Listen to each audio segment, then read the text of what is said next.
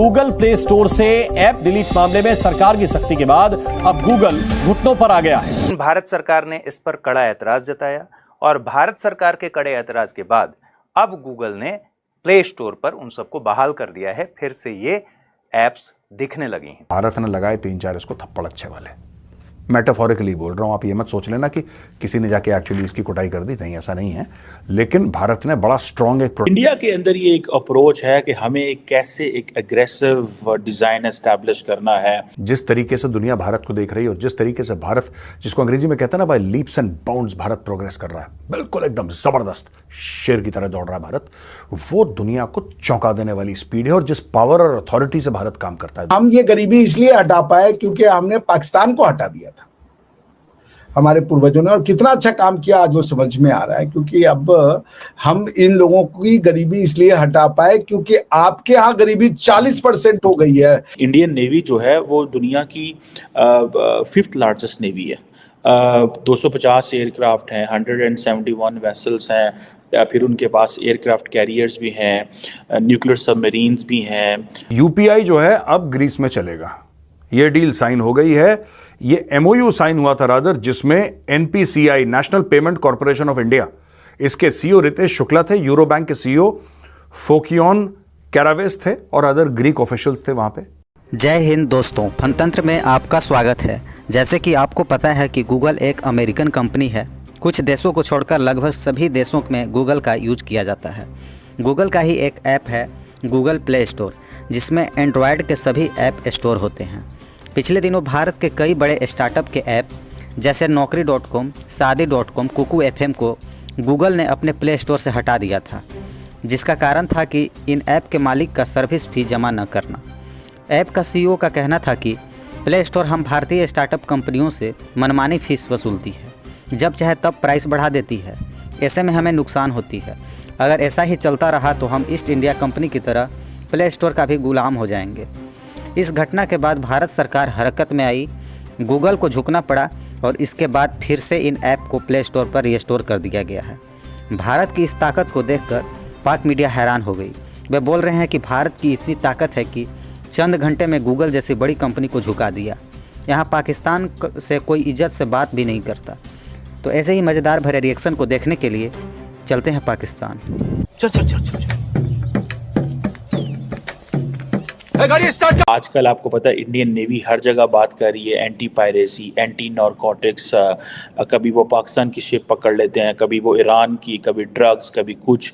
सो हालात ये बन गए हैं कि मैं बार बार एक चीज़ कह रहा हूँ कि नरेंद्र मोदी सरप्राइज़ देना चाहते हैं और वो इस हवाले से काफ़ी काम कर रहे हैं। ये जो इंडियन नेवी की जो नई बेस है, इसको जारी बात है चाइनीज़ इन्फ्लुएंस को काउंटर करने के लिए, 1 सेकेंड चाइना को ये पैगाम देने के लिए कि ये जो इंडियन ओशन है इस पे हमारी फुटप्रिंट्स जो हैं वो रहेंगे।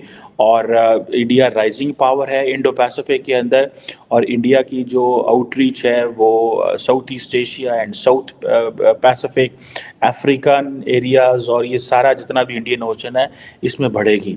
और जितने भी इंडिया लाइक माइंडेड कंट्रीज़ हैं उनके साथ मिल के इशू बेस्ड कोलिशन बनाना चाहता है, पर्टिकुलरली स्ट्रेटिजिक इश्यूज़ के ऊपर। और इंडिया की जो इंगेजमेंट है वो जारी बात है यूएस के साथ है, जापान के साथ है, ऑस्ट्रेलिया के साथ है, और ये जितने भी मिनी लैटरल प्लेटफॉर्म्स हैं क्वाड जैसे, इनका हिस्सा भी इंडिया है। सो इंडिया टेक्निकली आप जैसे कहते हैं ना कि एक जियोग्राफिक लोकेशन का फ़ायदा उठा रहा है, और वो जियोग्राफिक लोकेशन ये है चाइना के करीब होना, अफ्रीका का भी नेबर होना, मिडल ईस्ट का भी नेबर होना, साउथ ईस्ट एशिया का भी नेबर होना, इंडियन ओशन को फिर इटसेल्फ यूज़ करना एज एन इन्फ्लुएंस, अपने इन्फ्लुएंस के तौर पे यूज़ करना। और इससे पहले आपको पता है कि इंडिया जो है वो अपनी अगलिगा में भी एक सीक्रेट बेस जो है वो बना चुका हुआ है। और ये आपको पता है कि रिमोट मॉरिशस आइलैंड, मॉरिशस का आइलैंड है, और इसका मतलब है कि इंडिया अपना इन्फ्लुएंस बढ़ाने जा रहा है। ये जो मॉरिशस में जो थी एयर स्ट्रिप बनाई गई थी, इसका ताल्लुक तो जो है वो जारी बात है प्योरली चाइना को काउंटर करना है। लेकिन ये जो लक्षद्वीप में जो नेवी की बेस बनाना है, इसका मतलब भी चाइना ही है। और मज़े की बात यह है कि इंडिया जो है उसको ये समझ आई है कि जितनी ज़्यादा अमेरिका से सपोर्ट, जितनी ज़्यादा अमेरिका हमें जो है वो political, diplomatic, moral, strategic, technological support दे रहा है और जिस तरह हमारे सामने खड़ा है, so this is the right time to expand its footprint. ये अब आप इमेजिन ये करें कि जब अमेरिकी अथॉरिटीज़ खुद ये कह रही हों कि we will use Indian assets or Indian diplomatic presence in Africa to enhance American designs or to enhance American interest in Africa, तो अब आप इमेजिन कर सकते हैं वो क्या हो सकता है। सो प्राइमरली ये जो कुछ इंडिया कर रहा है, इंडिया को एक चीज़ की समझ आ गई है और वो ये है कि कैसे कैसे अमेरिका की नब्ज़ पे हाथ रख के मज़ीद एक ये देखें, what Indians want to do is that कि आप अमेरिका की छाव छतरी के नीचे इस पूरे खित्ते में अपनी आउटरीच बढ़ा लें। यूपीआई जो है अब ग्रीस में चलेगा, ये डील साइन हो गई है। ये एमओयू साइन हुआ था रादर, जिसमें NPCI national payment corporation of India, इसके सीईओ रितेश शुक्ला थे, यूरो बैंक के सीईओ फोकियोन कैरावेस थे और अदर ग्रीक ऑफिशियल्स थे वहां पे जो यूनान से आए थे। ये लोग ऑफिशियल्स थे वहां पे और रेलवे मिनिस्टर जो है अश्विनी वैष्णव जी, उन्होंने शेयर करा ये कि अग्रीमेंट इंडिया और ग्रीस के बीच में हो गई है। सोशल मीडिया प्लेटफॉर्म्स में अश्विनी वैष्णव जी ने ट्वीट करा इस चीज को। अब ये है क्या? देखिए दोस्तों, काफी सारे देश हैं जहां पे यूपीआई यूज होता है, जैसे कि श्रीलंका में यूज होता है, हाल फिलहाल 3-4 दिन पहले हुआ है। मॉरिशस में यूज होता है, वो भी रिसेंट है। फ्रांस में यूज होता है, लेकिन सिर्फ आईफल टावर के पास, पूरे फ्रांस में नहीं हो रहा। अभी आईफल टावर के आसपास यूपीआई यूज हो रहा है। यूएई में, यूनाइटेड अरब एमिरेट्स में, सिंगापुर में हो रहा है, भूटान में हो रहा है, नेपाल में हो रहा है। ये कुछ देश हैं जहां पे अभी हो रहा है। फ्रांस में लोकल। ग्रीस पहला यूरोपियन देश बन जाता है जिसमें पूर्ण रूप से यूपीआई चलेगा।